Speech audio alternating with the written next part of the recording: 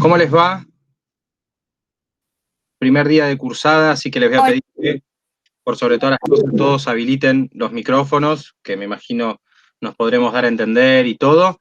Ya habrá tiempos para bloquear los micrófonos y, por sobre todas las cosas, habiliten las cámaras, porque es la manera que tenemos de volver un poco a cierta normalidad y es viéndonos bien durante la cursada. Así que les agradeceré a todos. Estamos como podemos, estamos como estamos, peinados, despeinados, pero bueno, es así. Así que en este momento somos 13, por lo que veo. Así que supongo que se sumarán algunos más durante el seguir de las clases. Bien, todos me pueden ver bien, me están escuchando bien. ¿Hay alguien que no me escucha? Si quieren, pueden hacer pulgar arriba, pueden contestar. Está todo abierto. Sí, sí, se escucha. Perfecto, muchísimas gracias. Ante todo, nuevamente, bienvenidos a la clase de aspectos legales para el comercio exterior, derecho internacional, ¿bien? Esa es la temática de la cual vamos a trabajar durante este trimestre, cuatrimestre, ¿bien? Y bueno, con esta modalidad que de algún modo ya venimos trabajando desde el principio de año, bueno, salvo alguno que otro que se haya incorporado en este segundo cuatrimestre, pero ciertamente todos venimos más o menos ya entrenados en este trabajo un poco a distancia. Bien, esta materia, que de alguna manera tiene una carga horaria intensa los días miércoles, bueno, hoy, y que tiene un intervalo, por ejemplo, hoy lo que vamos a hacer es una clase más obviamente, para conversar, como presentación del curso. Me imagino que todos ustedes vieron en el aula, en la plataforma, cómo es que yo voy a ir organizando clase tras clase, entonces les voy a ir enviando. Para esta primera clase simplemente les puse lo que es la presentación del curso, ¿bien? Y les mencioné un poco de qué era lo que íbamos a ver la clase que viene. Bueno, sobre la presentación del curso, sobre los objetivos de la materia y más, es sobre lo que vamos a trabajar en el día de hoy, pero no vamos a extendernos todo el horario de la materia y vamos a ver después cómo lo vamos a hacer. Como les digo, no es lo mismo tener una cursada de 1 hora y media, 2 horas, ¿bien? Que tener una cursada, o mejor dicho, una presencia frente a la computadora durante 1 hora y media, 2 horas. No digo que no se pueda estar, muchos de nosotros hemos estado 1 hora y media, 2 y más también, frente a una computadora, bueno, pero estar escuchando sobre aspectos legales del comercio exterior durante 2, 3 horas debe ser algo bastante peligroso para la salud. Al menos me lo imagino yo hablando con ustedes durante 3 horas y sinceramente no me imagino cómo puedo llegar a terminar después de eso. Así que vamos a ir manejando un poco la carga del tiempo, ¿bien? Así que si ustedes tenían pensado una cursada y me van a decir, profesor, quiero tener mi clase de 3 horas, desde ya les aviso que existe la posibilidad que no la tengamos, de 3 horas así enteras, no, ¿bien? Así que, bueno, eso principalmente. Después, todos, me imagino que todos los que están acá presentes ya han cumplido, por decirlo de alguna manera, con las materias anteriores, ya vienen, se podría decir, con un bagaje de lo que son las materias, no digo correlativas, pero que sí vienen con la programación de la carrera que ustedes están haciendo. Así que en esto vamos a estar todos más o menos en el mismo pie de igualdad, por decirlo de algún modo, y pero un poco ese pie de igualdad se termina cuando arrancamos una materia, por decirlo de alguna manera, distinta, ¿no? No digo que sea ni mejor ni peor, sino es distinta tal vez a las cosas que ustedes vienen viendo hasta ahora. Bien, entonces les comentaba recién, un poco los objetivos de la materia, ¿no? Más formalmente hablando, sí, es principalmente conocer aquellos fundamentos estructurales y fundamentales, bien, que son los campos de aplicación del derecho internacional. Bien, como así también comprender cuáles son aquellos valores particularmente que se ponen en juego en la materia y que especialmente están en el juego la justicia, la utilidad, la equidad, la eficiencia y la eficacia. Esto es, como les digo, son objetivos formales. Después, de alguna manera, la cursada es relativamente similar a todas las que ustedes puedan llegar a haber tenido de derecho, o que tal vez puedan imaginarse, por decirlo de algún modo, en el cual nosotros vamos a tratar cada tema, bien, y nos vamos a referir, como yo les digo siempre, en esa triada, ¿no?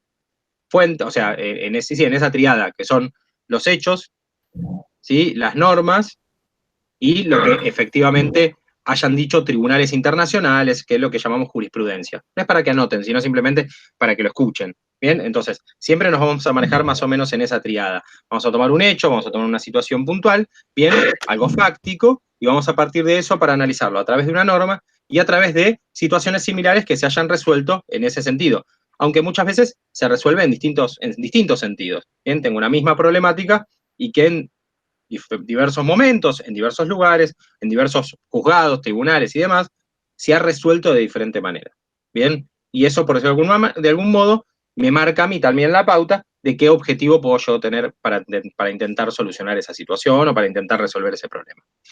No se preocupen, no se hagan la cabeza más allá de lo que les estoy contando, porque la idea es que obviamente lo hagamos todos juntos, ¿bien? Identificar, analizar e interpretar en conexión con los principios generales del derecho, las normas y los principios que regulan relaciones jurídicas internacionales. Un poco lo que les comentaba antes, ¿no? Principios generales del derecho, o sea, esas normas, por decirlo de alguna manera, que se entienden como principios rectores de todo lo que hoy conocemos como normas o como derechos que rigen las actividades hoy, ¿no? Que rigen nuestra forma de actuar. Bien, no es que hoy, por ejemplo, se dicta una cuarentena y todos cumplimos con la cuarentena porque es lo que dice el decreto. No, hay cuestiones que no se explican. Bien, es como cuando ustedes, por decirlo de alguna manera, llegaron a la universidad, te dijeron, bueno, estas son las normas de convivencia de la facultad. Bien, y uno le dijo, disculpe, cuando tengo ganas de hacer pipí, ¿voy al baño? Y sí, papu, ¿dónde vas a ir? Y disculpe, señor, si tengo ganas de tirar, no sé, si estoy tomando mate, ¿puedo vaciar la yerba abajo del escritorio? Aprovecho que Josefina está tomando mate. Y le dice, no, querido, para eso tenés el tacho. Pero en ese tacho no, porque ese tacho no tiene bolsa. Tenés que tirarle al tacho que tiene bolsa. Y es necesario que, bueno, entonces todo ese tipo de cosas. ¿Puedo tirar por el tubo de la escalera o tengo que bajar caminando? Bueno, todas esas cosas que, por decirlo de alguna manera, son obvias, es porque justamente ustedes ya llegan con un principio, con ciertos principios rectores que fueron, por decirlo de alguna manera, comúnmente se dice, mamando durante la vida. Bien, algunos de ustedes que tal vez puede venir de otro país o puede venir de otra civilización, puede ser que al principio se choque un poco con nuestra civilización y bueno, yo qué sé, no sé, salga con un taparrabos a la calle, bien, o no sé, a la noche no sé, ponga música electrónica a las 3 de la mañana y viene alguien y dice, no, querido, mira, hoy es miércoles, mañana es jueves, se labura, aunque haya aislamiento social, hay gente que se levanta temprano igual, y existe algo que se llama normal tolerancia entre vecinos, que bueno, de alguna manera esto así no es.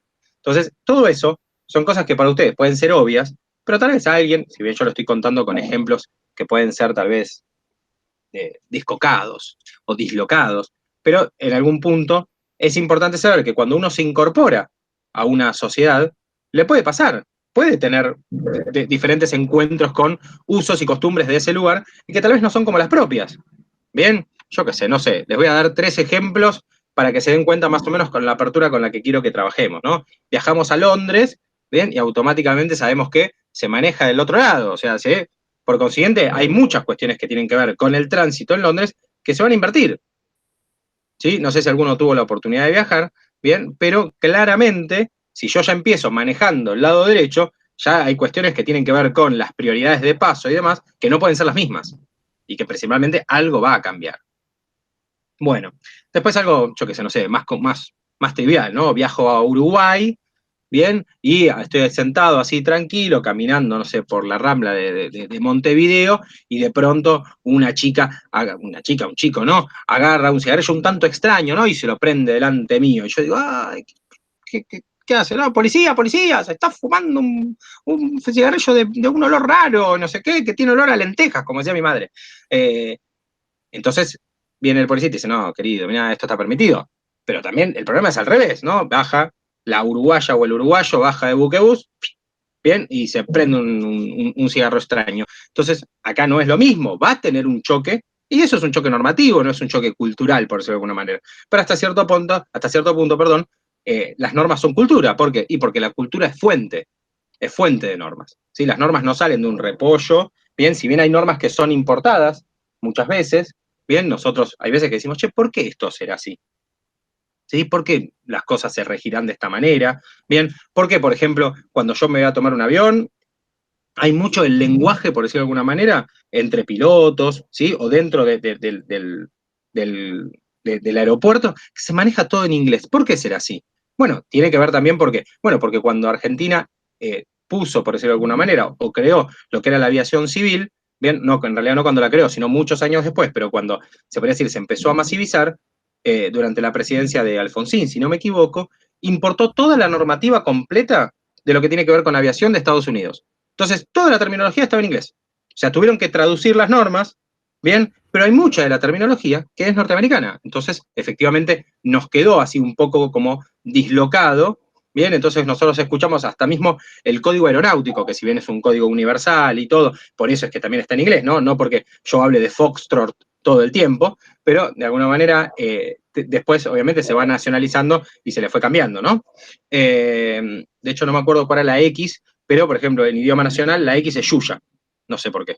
Podríamos haber buscado algo, o xilofón, como nombran algunos, pero no sé cuál será en Estados Unidos, porque ahora no me la acuerdo cuál era la X en el código aeronáutico. Pero bueno, entonces, a medida entonces que nosotros vamos importando, por decirlo de alguna manera, cultura, o nos vamos nosotros, ¿sí? Exportando, vamos también incorporando nuevas culturas y por tanto también nuevas normas. Mismo también sucede al revés.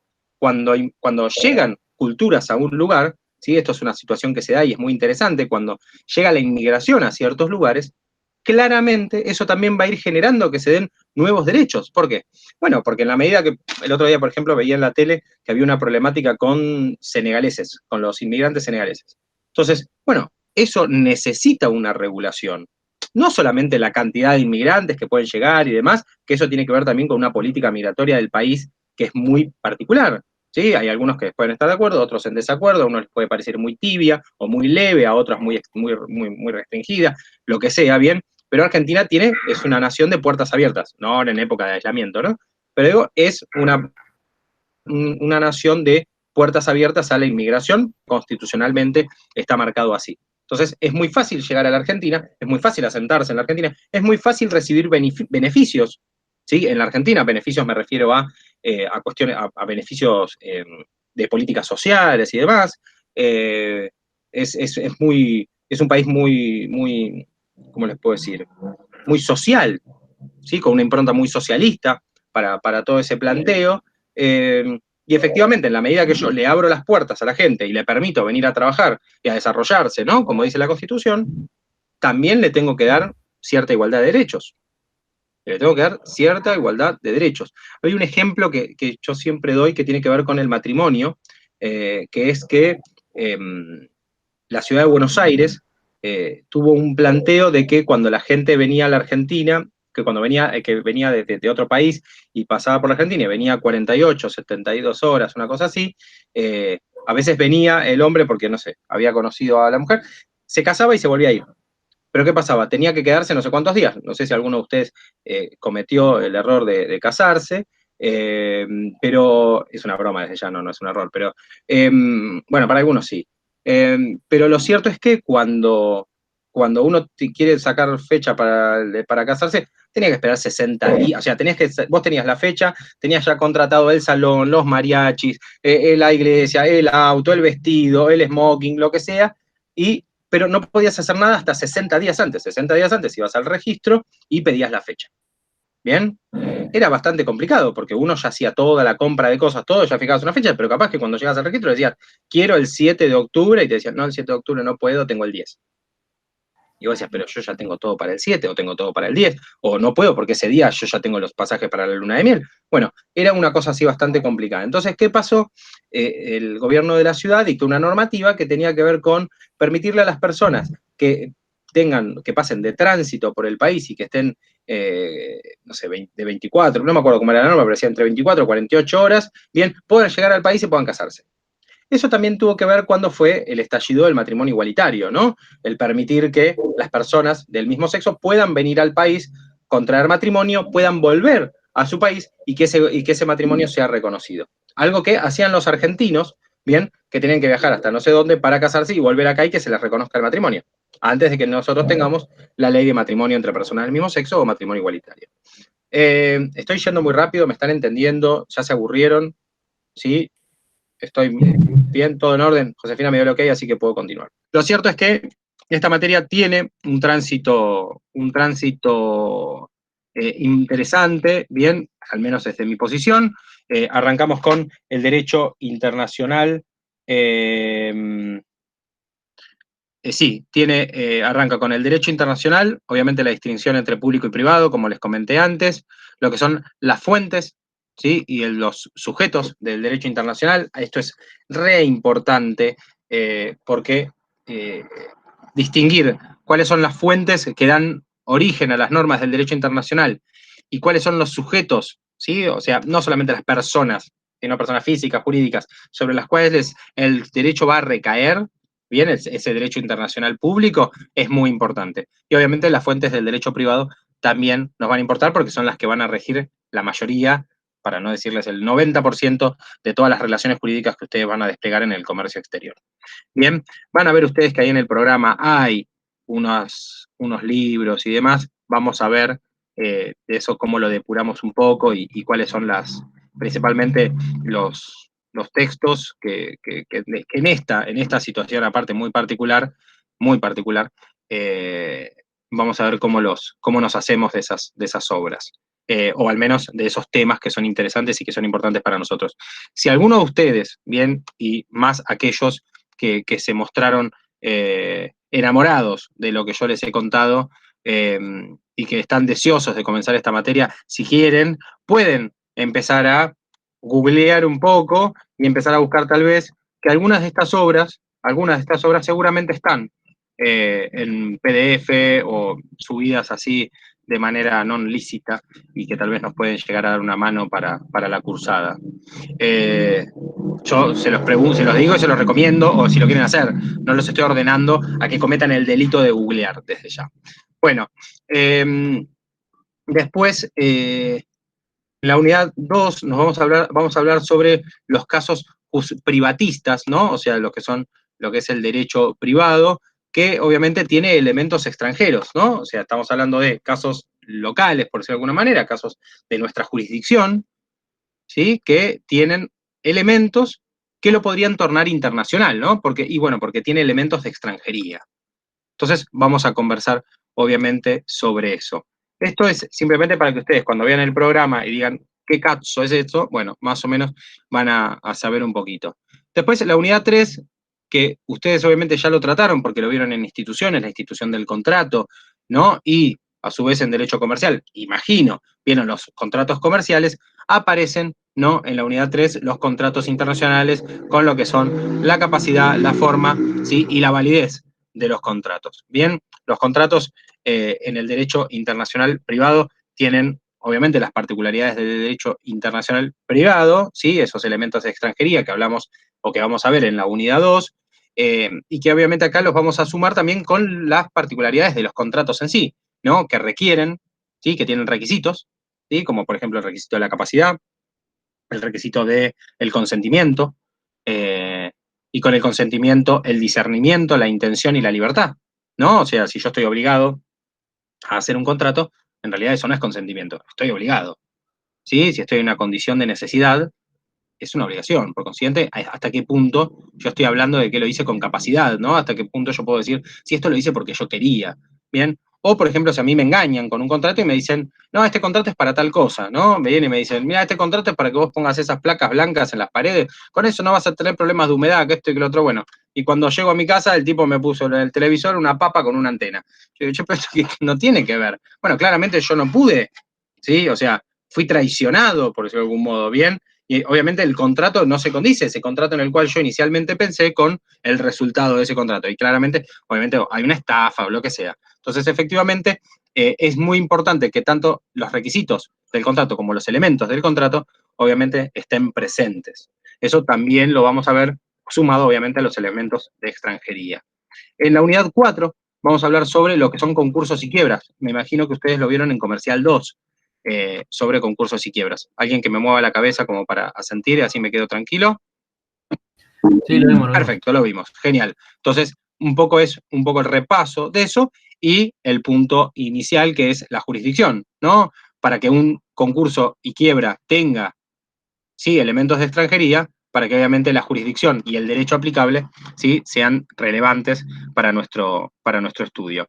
Esto que acabo de decir recién, jurisdicción y derecho aplicable, quiero que se lo graben, pero a fuego, porque va a ser la problemática, ¿sí?, por decirlo de alguna manera, más puntuales que vamos a tener en el derecho internacional privado. O sea, yo puedo saber derecho, pero cuando llego a jurisdicción y derecho aplicable en el derecho internacional, ahí es donde, no digo que se me desarma, pero se puede decir,